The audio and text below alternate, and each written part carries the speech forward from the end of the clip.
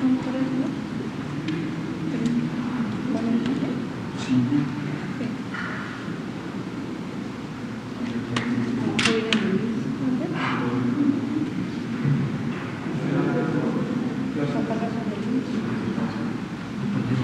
noches.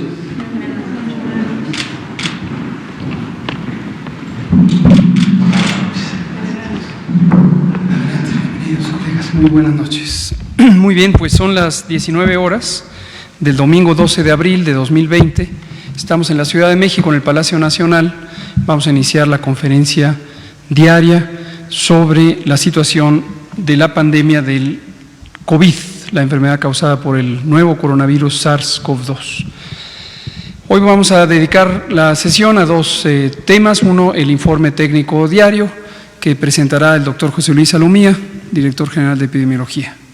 Y también nuevamente nos acompaña el doctor Ricardo Cortés Alcalá, director general de promoción de la salud, quien ha estado al frente de la creación de materiales de promoción de la salud y de la administración de los contenidos del micrositio coronavirus.gov.mx.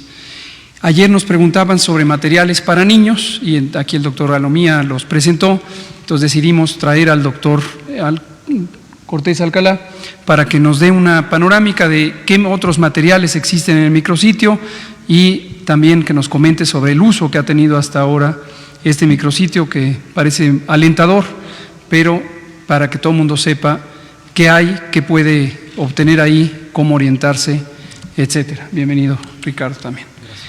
Le pido entonces al doctor Salomía si es tan amable de presentarnos la información. Con su permiso. Luego abrimos a preguntas y respuestas. Bien, buenas tardes con todas y todos. Como es ya costumbre, iniciamos con un vistazo a lo que es el panorama internacional, lo que ha ocurrido en las últimas 24 horas, en los últimos 14 días a nivel mundial con esta pandemia.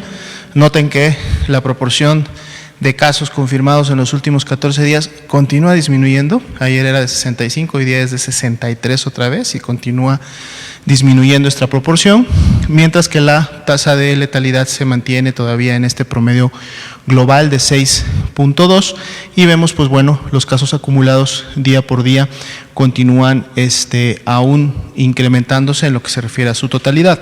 En la siguiente diapositiva vemos un poco el comparativo entre la región de Europa y América, que son las dos regiones que en este momento están presentando las epidemias en forma activa. Ya decíamos que en los últimos días Europa, varios países europeos empiezan a evidenciar ya haber llegado a su acme y estar empezando ya con la tendencia descendente o con la parte descendente de la curva de casos. Eso ha hecho que se empiece a contraer la cantidad de casos en los últimos 14 días, mientras que la región de las Américas continúa incrementando. Ayer estábamos alrededor del 42%, hoy es 42.7%, o sea que nos vamos acercando al 43% de la totalidad de casos en los últimos 14 días. En la siguiente diapositiva actualizamos nuestro panorama para México, 4.661 casos confirmados al día de hoy. Vean cómo la cantidad de casos sospechosos también ha disminuido en función de que algunos han sido confirmados, pero otros también han sido negativos y por eso los negativos ahora son prácticamente cerca de los 22,000 casos que en su momento han salido. Lamentablemente también se incrementa un poco el número de las defunciones, 296, y ya son más de 36,500 las personas que han sido estudiadas en México en relación a la sospecha de la enfermedad.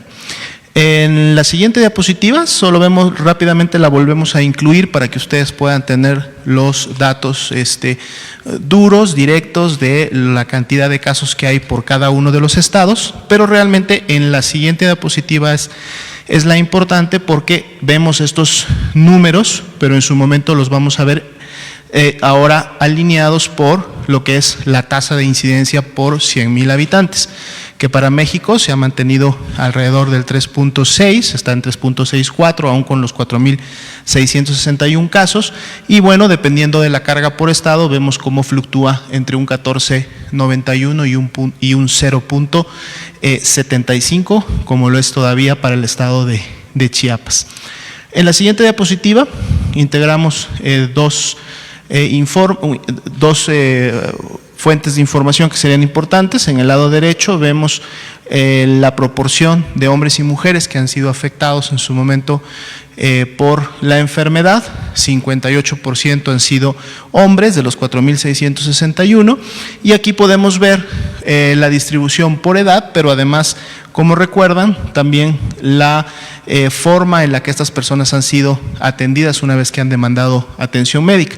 Ayer, si recuerdan, cuando veíamos el punto de corte en relación a la edad de los que son mayores de 60 años, estaban casi a la par las dos barras. Hoy día ya la barra amarilla supera los mayores de 60 a 64, y vemos cómo es un punto de diferencia entre los que tienen menos de esa edad, en donde las barras verdes todavía son mayores, y a partir de los 60 en adelante las barras amarillas se incrementan, y además se van incrementando en una diferencial importante a medida que la edad avanza, lo cual sigue reflejando lo que hemos estado observando, que es que las personas que tienen más de 60 años tienen un mayor riesgo de complicarse y en su momento necesitar ser hospitalizados, ya sea en un segundo o en un tercer nivel de atención. En la siguiente diapositiva podemos ver la distribución también por gravedad de esta hospitalización, que para fines prácticos se ha mantenido estable al menos en los últimos 3 y 4 días, estando los casos intubados alrededor de un 4% y los casos graves alrededor de un 20%. En la siguiente diapositiva podemos ver las comorbilidades asociadas a las que ya comentábamos, 296 defunciones, en donde continúan las comorbilidades de hipertensión, diabetes y obesidad a la cabeza. Sin embargo, también vemos un incremento que empieza a producirse en las demás comorbilidades. Mencionamos tabaquismo, enfermedad pulmonar obstructiva crónica, la insuficiencia renal crónica, enfermedad cardiovascular, la inmunosupresión en varias de sus expresiones, el asma, el VIH o SIDA, sin olvidar también las 2 mujeres que lamentablemente perdieron la vida habiendo estado una de ellas embarazada y otra de ellas ya en su fase de puerperio. En la siguiente diapositiva podemos notar lo que ya veníamos tratando de comunicar desde hace algunos días, de estos 3 grupos de edad a los cuales dividimos a la población. Si bien es cierto, los que más enferman son los de 25 a 59 años, concentran el 73% de la totalidad de casos que se han confirmado. Vean cómo la letalidad, que es del 14%, prácticamente 3 veces a la del grupo anterior, y es precisamente en los que tienen más de 60 años de edad, y lógicamente es más del doble de la que estamos observando a nivel nacional, ¿no? Entonces, por eso siempre es importante mencionar la protección que debe haber en estos grupos, tanto los que vimos en la tabla anterior como los que vemos ahora por la edad. La siguiente diapositiva, por favor. Vemos la distribución de esta letalidad, que para México es de 6.35 a nivel nacional, pero que se distribuye dependiendo de cuántas defunciones han habido en cada estado y cuántos casos confirmados han tenido en este estado, que puede ir desde una letalidad del 25 hasta una letalidad de 1.67. En la siguiente diapositiva vemos la tasa de mortalidad, esto es en la base de la población, no de los casos confirmados, sino del total de la población que hay en cada estado. Para todo México, 0.23, y en el caso de los estados fluye desde 1.10 hasta un 0.04, y lógicamente esto depende, como decíamos, de la cantidad de personas que viven en cada uno de estos estados. En la siguiente diapositiva podemos observar algo que habíamos estado comentando en la semana anterior y que vamos a estar presentando con mayor frecuencia y de diferentes maneras durante las siguientes semanas, que es precisamente el porcentaje de positividad que en este momento tiene COVID-19, pero además en esta gráfica la podemos ver contrastada ya con el porcentaje de positividad de influenza. Recordemos que influenza es otro de los virus de suma relevancia porque no solamente tiene un potencial epidémico, sino también causa enfermedad grave y también causa letalidad. Y como podemos ver, prácticamente desde la semana 11 ya se produce un cambio en este porcentaje de positividad, es decir, es mayor el de COVID-19 que el de influenza. Antes de esa semana era diferente, influenza todavía tenía un predominio de circulación, pero a partir de la semana 11 ya COVID lo realiza. Ahora, aún así, vemos cómo el porcentaje de positividad de COVID, y lo veíamos también la semana pasada, la mayor semana que en su momento lo tuvo fue la semana 14, con un 19.36, estábamos hablando de un porcentaje de positividad de un 20%, y este se ha mantenido en la última semana o inclusive ha disminuido un poco. Esto es variable en función de cómo se van dando los resultados y se van procesando las diferentes muestras, pero podemos decir que hasta el momento, de cada 10 personas que presentan una infección respiratoria aguda, sea leve o sea grave, dependiendo de dónde hayan demandado atención y cómo se los haya estudiado, 2 de ellas tienen COVID-19, de cada 10, 2. Como veíamos ahí, eso puede también cambiar entre estado a estado, puede ser mayor. Había estados la semana pasada que habían llegado ya a un 30%, o sea, 3 de cada 10 personas. Vamos a ver esta semana cómo se actualiza este dato, pero entonces ya con esta información podemos ver cómo es COVID el que empieza ahora a tomar la relevancia en la circulación de los diferentes virus respiratorios, inclusive ya sobre influenza. Por eso ahora el enfoque de la vigilancia centinela es precisamente sobre COVID-19. En la siguiente diapositiva podemos ver los casos que hasta el momento se han recuperado. Son 1,843 casos que se han recuperado, representan el 40% del total de los casos que se han confirmado para la enfermedad, y podemos ver esta distribución que se da por fecha de inicio de síntomas de estos casos. Lógicamente, en la medida que se han ido incrementando las personas que han enfermado, podremos ver también que esta tendencia ascendente, que llega a tener en las últimas 2 días medibles prácticamente picos de 160 personas, que felizmente se han recuperado y ya se encuentran en este momento inmunes ahora ante la enfermedad, y pueden entonces pasar a formar parte de lo que en el tiempo esperamos sea esta inmunidad que llamamos de rebaño, que puede empezar a proteger cada vez más y más a diferentes grupos poblacionales. En la siguiente diapositiva vemos una curva también por fecha de inicio de síntomas que representa los casos sospechosos. Si recuerdan, en las primeras diapositivas veíamos 8,697 casos que aún son sospechosos, es decir, que está pendiente saber si es positivo o negativo su resultado. Y pues bueno, podemos ver cómo la tendencia de cómo se han ido identificando estos casos ha tenido esta presentación ascendente, como lo habíamos visto también en los casos acumulados. Aquí es importante decir que están ordenados por fecha en la que iniciaron los síntomas. El Sistema de Vigilancia Epidemiológica, el Sistema Nacional de Vigilancia Epidemiológica, utiliza la plataforma SISVER, que es el Sistema de Vigilancia de la Enfermedad Respiratoria Viral, en la cual todas las unidades que participan de esta vigilancia pueden registrar sus casos directamente en la plataforma. Por lo tanto, tenemos una notificación a la cual denominamos en tiempo real, que cada 24 horas nosotros podemos tener un corte y saber pues cuántas personas ingresaron al sistema como casos sospechosos a través de esta plataforma. Y este es uno de los productos que se puede obtener a través de ellas para nosotros poder ir viendo en su momento cuál es la tendencia de las personas que están día con día enfermando, y utilizar esta información para ver si en su momento vamos a observar si esa tendencia empieza a ser o más estable o inclusive empieza a desacelerarse en función de que las medidas de la Jornada Nacional de Sana Distancia hayan tenido los resultados esperados.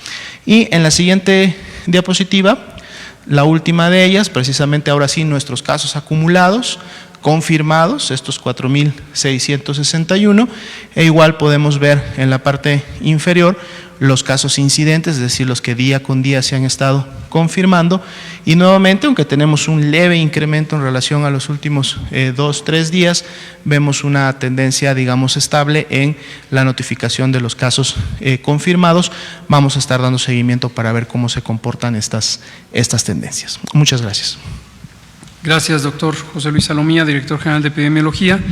Le pedimos entonces al doctor Ricardo Cortés Alcalá, director general de promoción de la salud, si nos comparte la información sobre este campo. Con mucho gusto, subsecretario.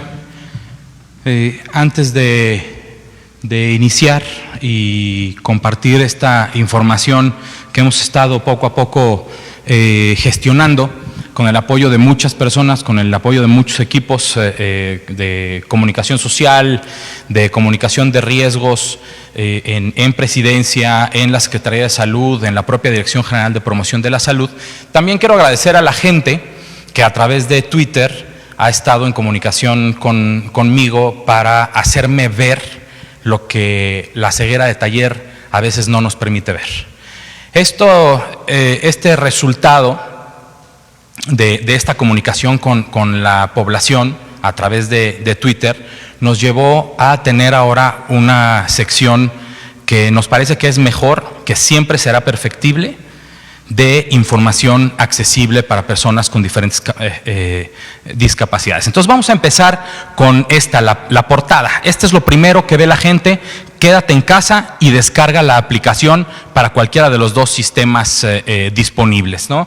La aplicación COVID-19 MX, que ya hemos platicado sobre ella, ya tenemos más de 100,000 descargas de esta aplicación, y poco a poco iremos recabando información de esta aplicación conforme la gente la vaya utilizando. No solo basta con la descarga de la aplicación, sino hay que utilizarla para poder utilizar esos datos en favor de la propia población y en favor de nuestra toma de decisiones.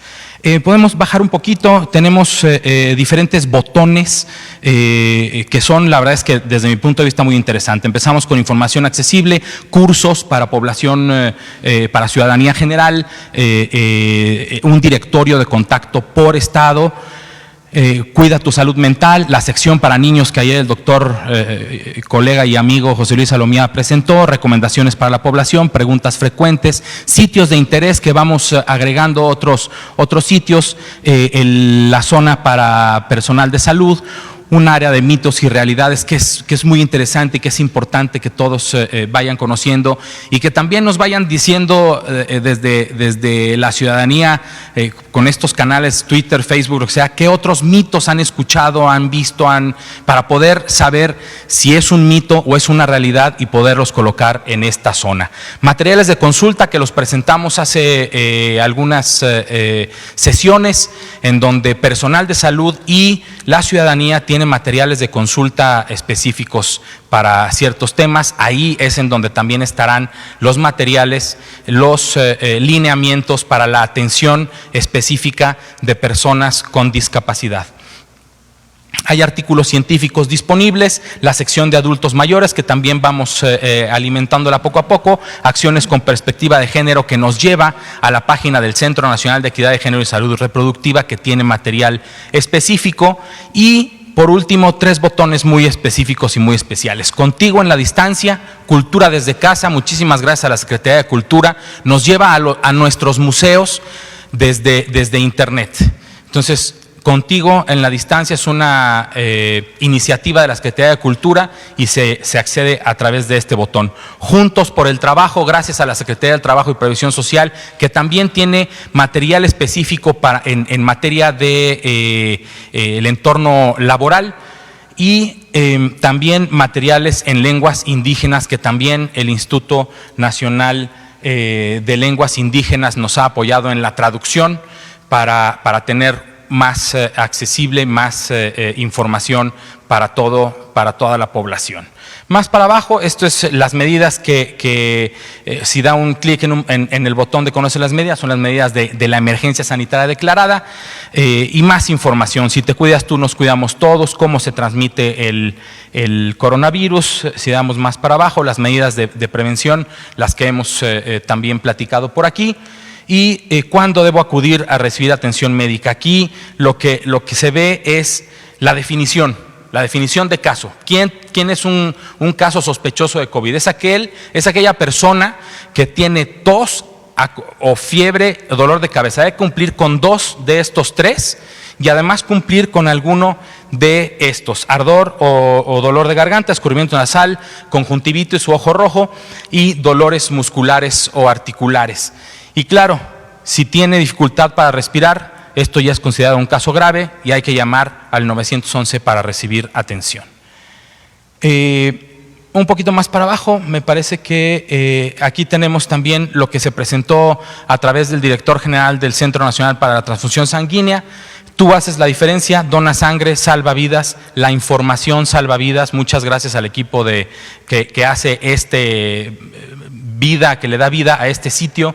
Y tenemos aquí los números de teléfono para atención de donantes de sangre.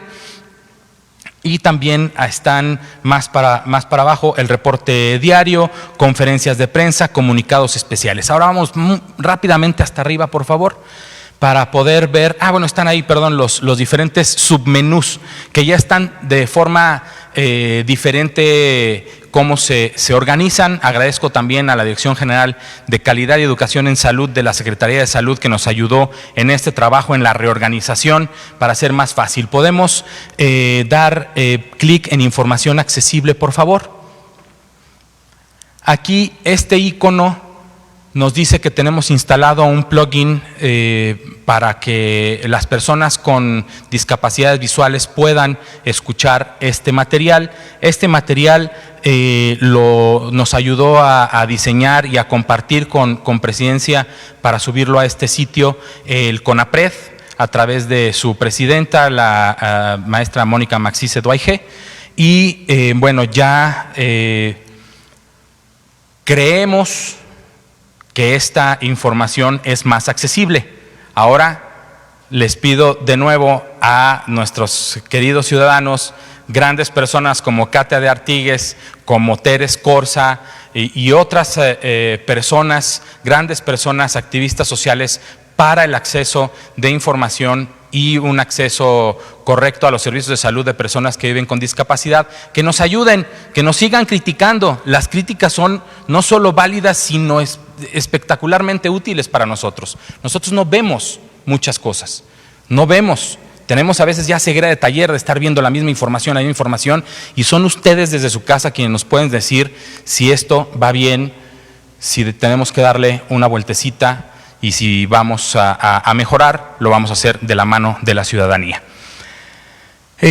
Podemos poner el mouse sobre público general. En cuanto uno toca público general, se despliega un submenú con diferentes secciones. Medidas de prevención, salud mental, adultos mayores, niñas y niños, que ya lo vimos ayer, mitos y realidades, preguntas frecuentes, capacitación para las personas y documentos de consulta. Demos clic en medidas de prevención, por favor.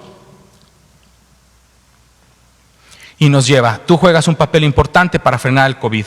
Lava tus manos con agua y jabón, acude al médico solo en urgencia, tose y estornuda con la parte interna del codo, no difundas noticias falsas. Las medidas básicas de prevención de esta y de muchas otras enfermedades infecciosas. En público general de nuevo, por favor, y vayamos a adultos mayores. Información para las personas adultas mayores tienen diferente presentación. Ahí hay un audio, si vamos después a que la gente nos ayude a dar clic para escuchar el audio. Pero toda esta información la hemos estado recabando también con el apoyo del Instituto Nacional de Geriatría, del Consejo Nacional de Salud Mental, y todos ellos en equipo es que hemos desarrollado esta página. Más para bajito, por favor.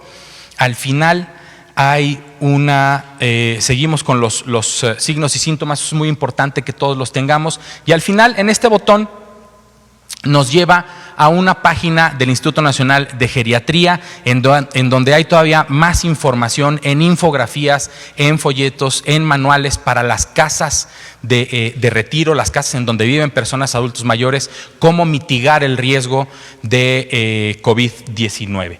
Vamos de nuevo a público general, por favor, llevemos al de mitos y realidades.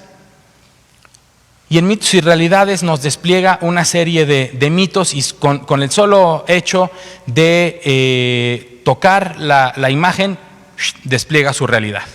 ¿Cuál es el mito? El mito, el nuevo coronavirus se diagnostica con una prueba rápida, que ya lo hemos visto aquí. Si solo pasando el mouse al otro, no, el nuevo coronavirus únicamente se confirma a través de una prueba de laboratorio llamada PCR. Y así tenemos muchos mitos y realidades que también hemos recabado del análisis de las redes sociales de la Secretaría de Salud, de la Subsecretaría de Prevención y Promoción de la Salud y de la propia Dirección General de Promoción de la Salud. Podemos, si quieren, bajar un poco para que vean toda la serie de mitos y realidades que hemos detectado y que con bibliografía podemos ir desmitificando. Ahora, también en público general, en capacitación, por favor.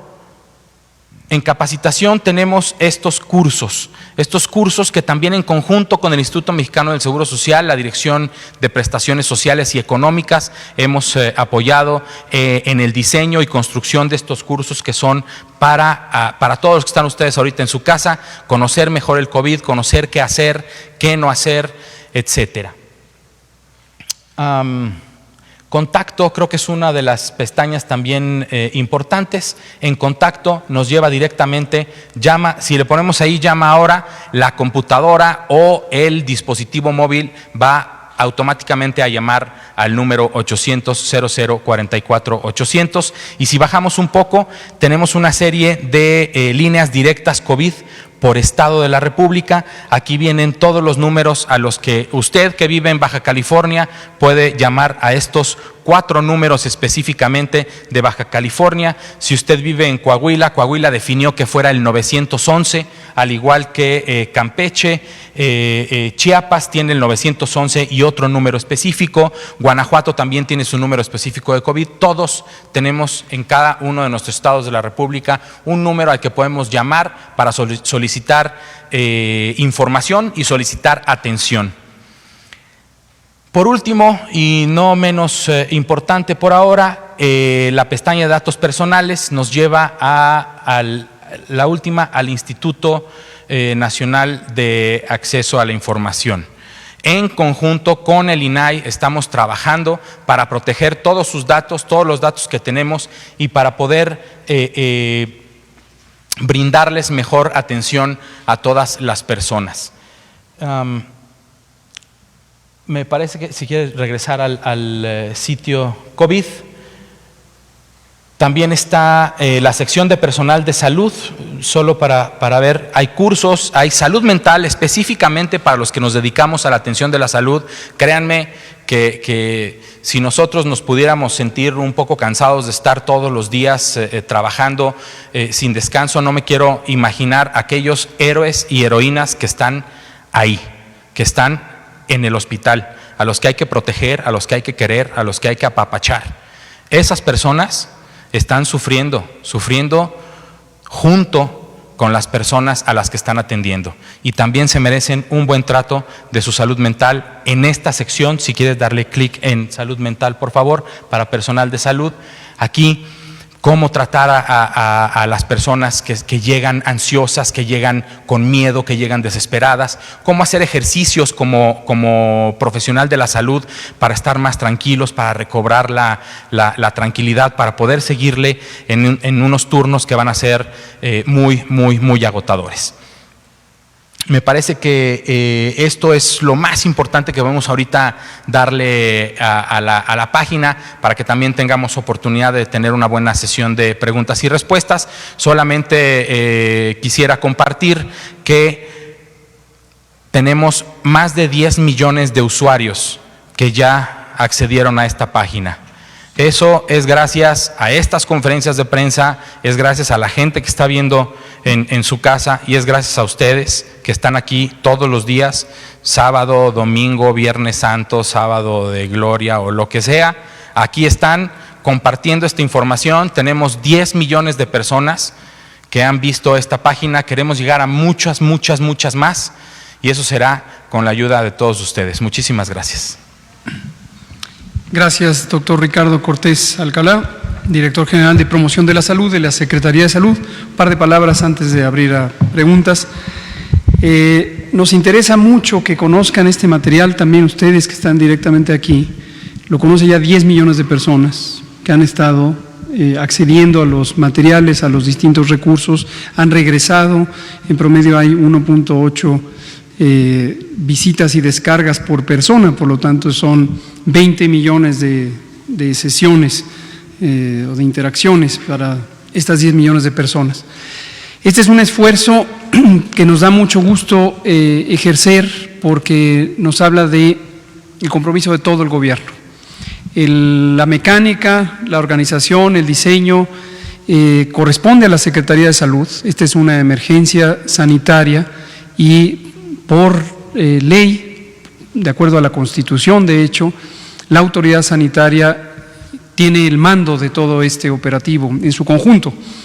Estoy muy contento de celebrar que el doctor Alcocer, el líder, la autoridad sanitaria, nos ha mantenido en todo momento con este espíritu de integración, de apertura, de convocar a todos los demás sectores a este esfuerzo. Y en esta página, en este portal, se refleja mucho de ese trabajo. Hay varios otros elementos que no se manifiestan de esta manera, pero aquí es muy palpable, muy directamente evidente la colaboración de todos los miembros del gabinete del gobierno federal. La Secretaría de Cultura, por ejemplo, ahora ha hecho un trabajo formidable en su campo de acción y lo ha puesto al servicio de la respuesta a COVID. Mi agradecimiento también a la secretaria Alejandra Frausto, que desde el principio lo ha hecho así. Pero finalmente, uno de los elementos que es extremadamente importante, y esto lo hemos dicho por semanas, para lograr una respuesta efectiva, es este sentido de unidad, de coordinación, de integración, una actitud generosa, donde el protagonismo pasa a un segundo plano y lo importante es contribuir, cada quien en lo que le toca contribuir al servicio de esta causa, que es el enfrentar una epidemia de las dimensiones de la pandemia de COVID. Y por eso también diariamente hacemos un llamado a todos los elementos de la sociedad, en los sectores público, privado y social, para que todas y todos contribuyan de esta manera, como lo hace la gran mayoría de la ciudadanía en México, que es con este sentido positivo. Cada quien pone, aporta. Las distintas contribuciones tienen que ver con hacer lo que a cada quien le toca hacer, pero también ir un poco más allá y ponerse a disposición de una causa común. Y quería tomar lo que dice el doctor Cortés también de manera directa, personal, y lo digo también a nombre del propio doctor Alcocer. Agradecimiento a ustedes, comunicadoras y comunicadores, que han estado aquí presentes día con día. Hoy cumplimos la sesión 44 de información. Solamente el 8 de marzo no la tuvimos, que fue el Día Internacional de la Mujer, no por ello, sino porque fue un lunes de un domingo y había otras actividades, pero 44 sesiones ya llevamos. Nos faltan muchas, no nos vamos a retirar de este esfuerzo de informar directamente, claramente, todas las inquietudes que existan en la sociedad y de las que tengamos conocimiento. Pero gracias a ustedes, comunicadoras y comunicadores que están aquí presentes. Vamos a abrir a preguntas y respuestas. Empecemos por aquí, ustedes tres y luego ustedes tres. Muchas gracias, doctor. Buenas noches. Bianca Aguirre, de Notimex TV. Mañana el presidente Andrés Manuel López Obrador anunció que va a dar un balance general, esto por el COVID-19. Nada más preguntarle, ¿será que cabe la posibilidad de que mañana se decrete la fase 3? Gracias. Con mucho gusto. No necesariamente la fase 3, retomo sobre una pregunta que hizo usted hace unos pocos días. no hay una secuencia lineal entre pasar, es decir, un tiempo preespecificado de cuánto dura cada fase. Desde las preparaciones que hicimos en las primeras 2 semanas de enero de 2020, identificamos los 3 escenarios fundamentales: el 1, la importación viral; el 2, la transmisión comunitaria; y el 3, la propagación epidémica. En su momento vendrán el 4, el 5 y el 6, que tienen que ver con la salida de este primer brote, con la recuperación y con el restablecimiento de las actividades normales y obviamente la recuperación social y económica. Pero en estos 3 elementos, lo más importante es cuáles son las actividades que se necesitan hacer principalmente. En la fase 1, en su momento, lo más importante fue la contención en torno a los casos, identificación de casos sospechosos, diagnóstico, aislamiento, estudio de contactos. Cuando anticipábamos que esta medida de contención en torno a casos iba a ser ya inefectiva o ineficiente porque habría más de varias decenas de casos, y considerando el punto de inflexión de la curva epidémica, fue que el 13 de marzo, un viernes, anticipamos 15 días la decisión de instaurar medidas de la fase 2 y nos anticipamos. La fase 2 formalmente la declaramos el día 30 de marzo, atendiendo precisamente a estas características: ya una propagación en brotes comunitarios, casos, una proporción importante, más del 30% de casos que no podían ser rastreados hacia una fuente de infección.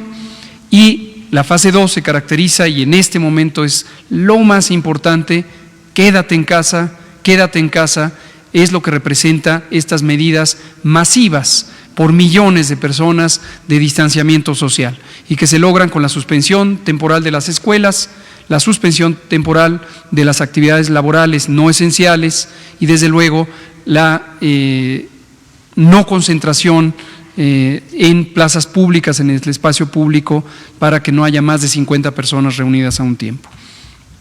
La fase 3, a la que irremediablemente vamos a llegar, como lo decimos todos los días, y vamos a llegar muy pronto, se caracteriza por 2 elementos fundamentales.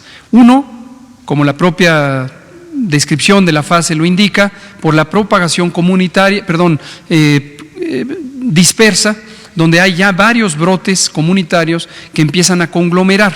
Esto, por ejemplo, se manifiesta cuando en una zona empieza a existir un brote de origen, otro brote de origen, y de repente hay una interconexión entre los propios brotes. En un municipio, en otro municipio, y finalmente ya no se puede distinguir cuál es el municipio que aporta los casos, porque existen personas que cambian de lugar a lo largo del día entre un sitio y otro y están vinculadas por cadenas de transmisión. El número de casos suele ser ilustrativo. Habíamos dicho, en la fase 1 hay decenas, en la fase 2 hay centenas, en la fase 3 hay millares. Ahorita tenemos más de 4 millares, pero no es por el número por el que se caracteriza la fase 3. Y el elemento más importante de la fase 3 es la sobrecarga del sistema de atención médica, particularmente los hospitales, incluyendo las terapias intensivas. Entonces, el reto principal para la fase 3 es asegurar que existe disponibilidad de espacio para la atención. Habiendo partido, como lo dijimos antes de la epidemia de COVID, de un sistema nacional de salud muy deteriorado, con años, décadas de falta de inversión, falta de desarrollo, escasez de médicos, de enfermeras, de instalaciones. Ese era el punto de partida, el reto al que nos enfrentábamos. Entonces, por eso hemos estado trabajando todas estas semanas, ya más de 3 meses, en la reorganización de las capacidades para atender a estas personas, sin olvidar que lo más importante de la fase 2 es evitar que haya un gran número de contagios. Entonces, reiteramos, no es que cuando venga la fase 3 hay que extremar medidas de distanciamiento social, no, ahí ya será demasiado tarde.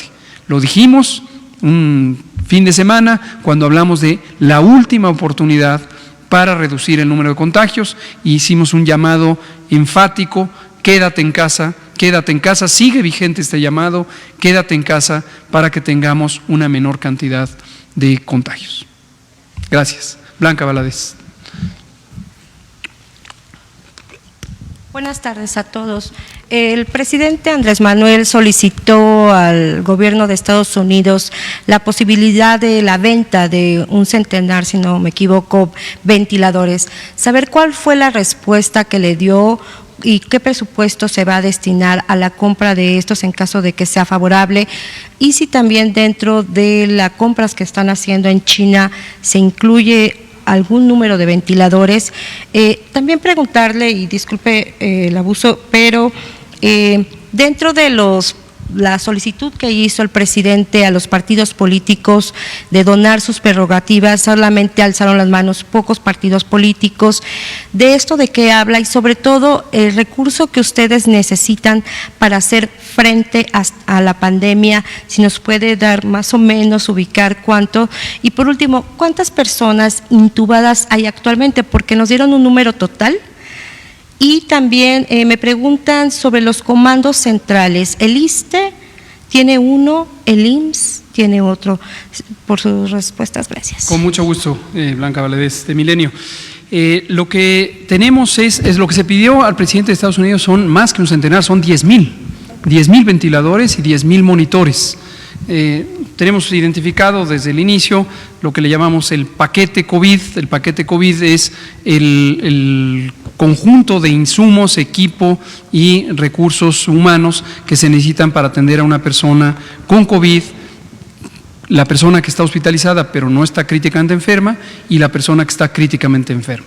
En el caso de las personas que están críticamente enfermas, esto incluye, no se limita a esto, pero incluye un ventilador mecánico y un monitor, entre otros varios insumos. Entonces, el presidente de México, el licenciado López Obrador, tuvo una conversación, más de una conversación, al final de la semana pasada con el presidente Trump de los Estados Unidos y le externó la petición de apoyo para facilitar el acceso a ciertos productos en el mercado de Estados Unidos, específicamente ventiladores y monitores. La respuesta fue positiva, no hay nada en concreto todavía, eso obviamente requiere que ellos analicen los mecanismos. Estados Unidos mismo está enfrentando una de las más grandes manifestaciones de la pandemia de COVID y en la siguiente semana, en esta que empieza, habrá respuestas. También en China se están buscando, hemos hablado de este puente aéreo que estableció México con China, con la asistencia directa del canciller Marcelo Ebrard y su equipo, a quienes también agradezco su muy eficiente colaboración con la Secretaría de Salud, con el Gobierno de México, para conseguir todos estos insumos que han estado escasos en el mercado mundial. Y por cierto, aquí aprovecho para, hablando de información distorsionada, por ahí está circulando la idea de que México le vendió sus mascarillas a China en febrero y ahora las tiene que recuperar a un precio 30 veces mayor. Esto definitivamente es una distorsión, no sé si accidental o intencional, de la información. Me entiendo que en parte por una entrevista que di hace unas semanas y pues desde luego habla de la ignorancia o de las ganas de no querer ver la realidad. Lo que se refería el periodista que me entrevistó en ese momento es a que México y China son los productores mayores de algunos insumos para la salud, específicamente estos equipos de protección personal que incluyen las mascarillas, las N95, los gogles, etcétera. Eso no porque México tenga una compañía nacional productora de esto, sino porque México es un país muy confiable en términos económicos y tiene múltiples compañías o fábricas de compañías globales y algunas de ellas son grandes productores para el mundo. Entonces, en febrero, efectivamente, cuando China tenía una enorme demanda de este tipo de insumos porque era el epicentro de la pandemia, pues solicitó al mercado mundial y una de las casas productoras son las fábricas que había en México. Eso no hay ninguna razón para impedir esa producción de una compañía privada y obviamente se vendió. En este momento que México requiere, pues lo compra también, así como en su momento lo hizo China comprándolo en México, México lo compra hoy en China, que es otro de los sitios mundiales de producción. Sobre su pregunta respecto a los comandos operativos, De partidos políticos yo no sé, mañana se lo preguntan si quieren al presidente, eso es un asunto político en el que yo no estoy involucrado. Hemos comentado cada vez que vienen los colegas de INSABI sobre las necesidades de equipos y de contrataciones y se va actualizando el presupuesto que se requiera. Lo que es siempre una buena noticia es el enorme apoyo y la decisión del presidente de no escatimar en modo alguno los recursos necesarios para atender esta pandemia. Y los comandos operativos efectivamente es una manera de organizar la respuesta a emergencias de cualquier naturaleza, pero en este caso una emergencia sanitaria. El IMSS, el Seguro Social, tiene su comando operativo, el ISSSTE tiene su comando operativo, la Secretaría de Salud tiene su comando operativo, que lo comanda aquí el doctor Alomía, es de carácter operativo, y entre los tres tenemos un macro comando operativo de salud y a su vez con la ayuda de la Coordinación de Protección Civil, tenemos el Comando Nacional COVID, en donde también participan las instituciones armadas. Y funcionamos en ese sentido, siempre estamos manteniendo articuladas las decisiones y las operaciones. Nada más Gracias. de los intubados y cuántos hay ahorita, porque no todos son los que están aquí. Sí, es correcto. De hecho, con el sistema de la red negativa, que es un sistema ya operando desde la semana pasada, que tiene como objetivo precisamente monitorear el estado de salud de los pacientes que se han hospitalizado con infección respiratoria aguda grave. Es decir, esta es la definición que de hecho está en el Manual de Vigilancia Epidemiológica, se le denomina IRAG, reitero, infección respiratoria aguda grave. No quiere decir que todas estas personas necesariamente tengan COVID. De hecho, si ven los porcentajes de positividad, comentábamos que es alrededor de un 20% en estos momentos y que eso se irá incrementando en medida que empecemos a entrar en un momento más adelante al escenario 3. Pero de esta red negativa que monitorea todo el sistema, el día de hoy nos reportaba alrededor de 450 personas intubadas, reitero, con IRAG. Lo que el sistema de vigilancia epidemiológica nos reporta a través del CISVER, que es el que se encarga ahora sí de monitorear y detectar los casos confirmados a COVID-19, en el corte de hoy nos reporta a 185 personas que tienen esta característica. Gracias, doctora Alomía. Nos quedan 10 minutos, entonces adelante. Gracias. Ruth, por favor. Ruth Rodríguez, columnista de Excelsior. Doctor, va a preguntarle, hay mucha inquietud en la gente de las personas que se van a su casa con síntomas y que les piden estar 14 días. ¿Quién diagnostica o cómo diagnostican que después de estos 14 días ellos ya no son positivos a COVID y pueden dejar de estar aislados en su casa para poder estar con su familia? Y por otro lado, hay personas que se están agravando en su casa y entonces, ¿qué protocolo se tiene que realizar para llevarlos al hospital? ¿Es la misma familia la que tiene que llevarlos al hospital o son las ambulancias? Sabiendo que hay pocas ambulancias, ¿qué es lo que están haciendo? Y un comentario, hemos escuchado cifras y datos de los institutos del IMSS, de la Secretaría de Salud, pero no hemos tenido o no he escuchado datos del ISSSTE y preocupa porque son más de 11 millones que están afiliados al ISSSTE y saber qué es lo que están haciendo precisamente para sus derechohabientes. Gracias. Gracias, Ruth, con gusto. Toda la información que presentamos aquí es de todo el sector.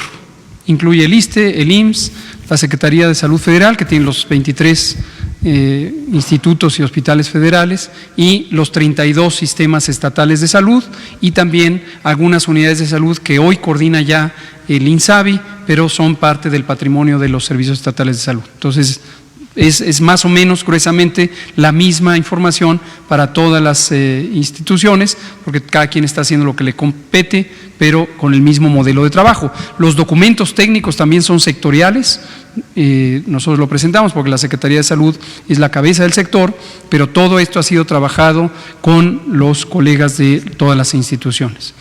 Sobre lo que pregunta de qué debe hacer una persona que tiene síntomas, me lo preguntó aquí el compañero ayer precisamente, y siempre es importante retomarlo.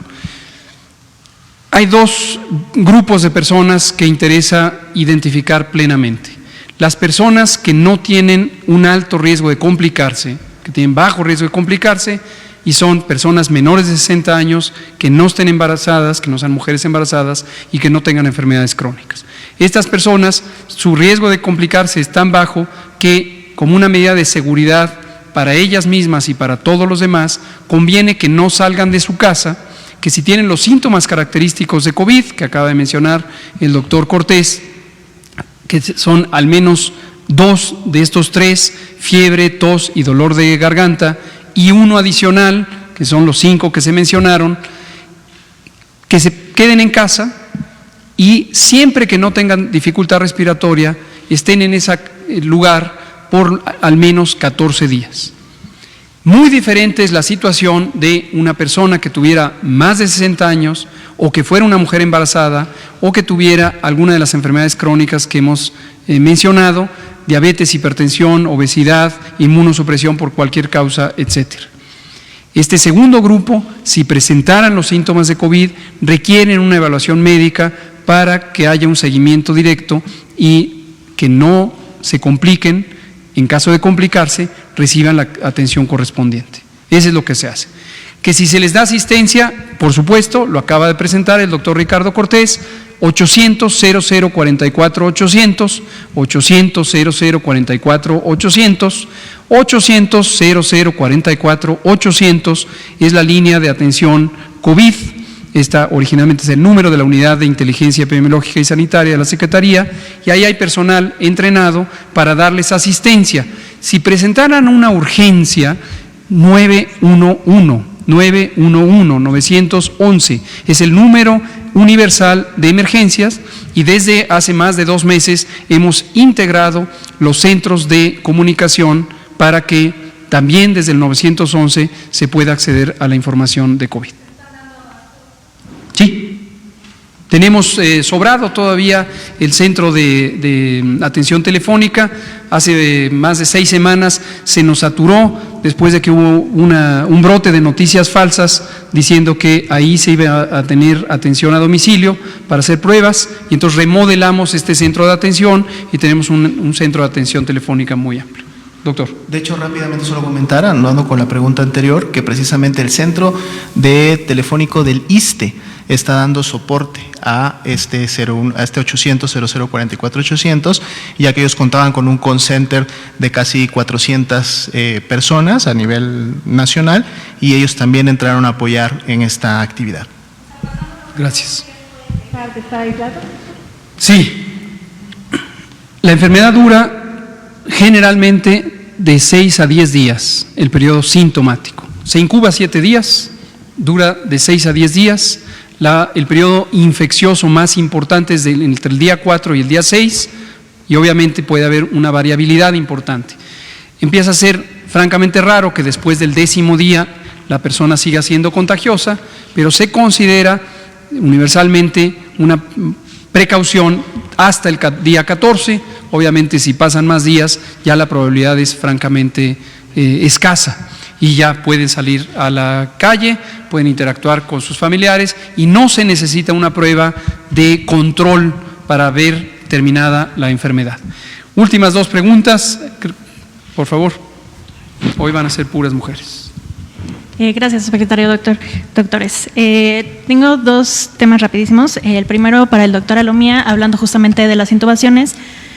Al reverso, tenemos un universo que nos presenta aquí de 1,843 personas que se han recuperado, que es muy bueno. Quisiera preguntarle de esos casos de éxito, ¿cuáles han sido extubaciones que fueron exitosas? Si se han detectado algunas secuelas que pudieran ser de preocupación, como, no sé, enfermedades alveolares. Y de esas, ¿cuántas personas participan ya en el protocolo instaurado este lunes de plasma? Y, subsecretario, para usted también, si nos pudiera comentar, de los trabajadores esenciales, algunos que ya estaban en situaciones precarias, ¿qué sugerencias tiene para aquellos que son personas que hacen repartición de alimentos, que trabajan en supermercados, que conducen taxis, para que se puedan seguir protegiendo mientras mantienen su trabajo esencial? Y también, ¿qué sugerencias tiene para quienes recurren a sus servicios para que también los puedan proteger? Gracias por las preguntas. Ahorita le contesto la segunda. Correcto. De hecho, comentar, me llevo la pregunta muy puntual para hacer los cálculos. Tenemos la información para poder obtener el dato preciso y lo comunicamos el día de mañana sin falta. Sobre esta pregunta que hace también, bueno, a todos les agradezco sus preguntas, pero cada vez que identifico una pregunta que hace pensar que hay alguien, al menos una persona en la ciudadanía, seguramente decenas o centenas, que tiene esta inquietud aprecio mucho que ustedes sean quienes la comunican. Las y los trabajadores de actividades esenciales han seguido operando, han seguido teniendo sus actividades laborales. La cajera del súper, el repartidor, la persona que está haciendo un oficio para la infraestructura crítica, etcétera, todos los que están enlistados. Y es muy natural que su inquietud sea: ¿qué riesgo corro yo de infectarme de COVID en este momento y no me estoy protegiendo como sí se protege todos los demás? Una pregunta adicional puede ser: ¿y si yo me enfermo de COVID y llego a la casa y contagio a la familia? También es una pregunta muy importante. Entonces, las medidas de precaución son estas medidas generales. El lavado de manos es extraordinariamente importante y no es una vez, ni dos, ni tres, ni cinco. Es 15, 20, 30 veces. Ya hemos dicho que además con una duración suficiente para que el lavado de manos sea efectivo. Se ha recomendado de 20 a 30 segundos, se ha recomendado el pensar en una canción para acordarse de cuántos son 20 a 30 segundos sin tener que estarlo contando, por supuesto sin ver el reloj. Entonces, pero el lavado de manos es fundamental. El otro elemento importante es sana distancia. Si todos guardamos su sana distancia, eso ayuda a tener una menor probabilidad de que recibamos las gotas de saliva o las pequeñas partículas de secreciones respiratorias de alguien que pudiera estar contagiado. Como una medida solidaria de precaución, si alguien presentara síntomas de estas personas que están todavía en el espacio público, o estamos, ustedes incluidas, si presentáramos síntomas, no debemos ya salir y debemos justamente hacer esto de mantenernos en casa y asumir que si no estamos en riesgo de complicarnos, permanezcamos ahí los 14 días. Cubrir el estornudo con el ángulo del codo o con un pañuelo desechable si está a la mano. Pero también es importante que ya no haya nadie que esté haciendo actividades esenciales que pertenezca a los grupos de riesgo, mayores de 60, mujeres embarazadas o personas con enfermedad crónica. El riesgo general de alguien de infectarse en este momento en la vía pública ha disminuido importantemente en la medida que ha disminuido la movilidad urbana. Pero todas y todos debemos ser conscientes que cualquiera puede estar en riesgo de infectar, excepto que sea una persona que ya se ha restablecido en la enfermedad. Entonces, estas son las medidas de precaución, algunas que hemos desestimado como no tan útiles o no tan claramente útiles, incluye el tema del cubrebocas. Y esto se ha prestado también a críticas y controversias y por qué, si Estados Unidos lo recomendó, México no. Les recuerdo, los Centros de Control de Enfermedades de Estados Unidos recomendaron hace casi 10 días el uso generalizado de cubrebocas como una medida adicional de precaución y no hicieron una recomendación muy enfática. Cerca de 48 horas después, la Organización Mundial de la Salud dijo: no existe evidencia científica todavía que lo demuestre. Puede ser una medida útil, sí, en que personas que empiezan a enfermar, que ya estén tirando virus, expeliendo virus, y aún no hayan tenido un diagnóstico, al usar el cubrebocas están reduciendo la probabilidad de transmitirle a otro.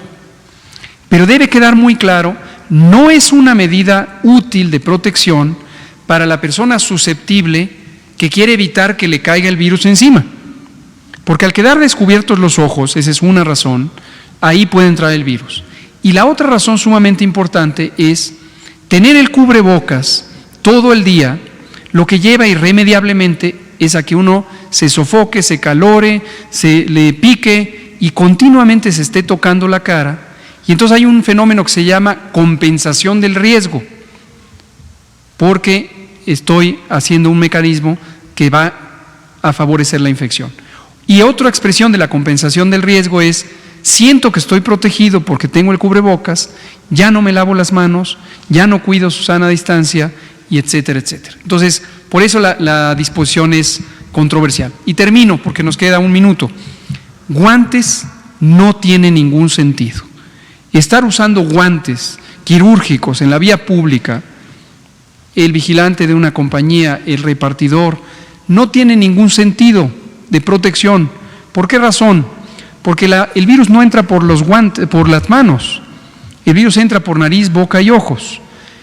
Si yo tengo los guantes, tengo envuelta la mano, pero al cabo de unos minutos es como si fuera la mano misma. Y si alguien me da la mano sobre mi guante y esa persona está infectada y a través de su mano me transmitió los virus, me los pasó a la superficie del guante, más tarde cuando yo me talle los ojos o me toque la cara, con el guante también me voy a contagiar, como si fuera la mano desnuda. Entonces, usar guantes igual da una falsa sensación de protección cuando en realidad no está siendo útil. Muchas gracias. Mañana continuamos.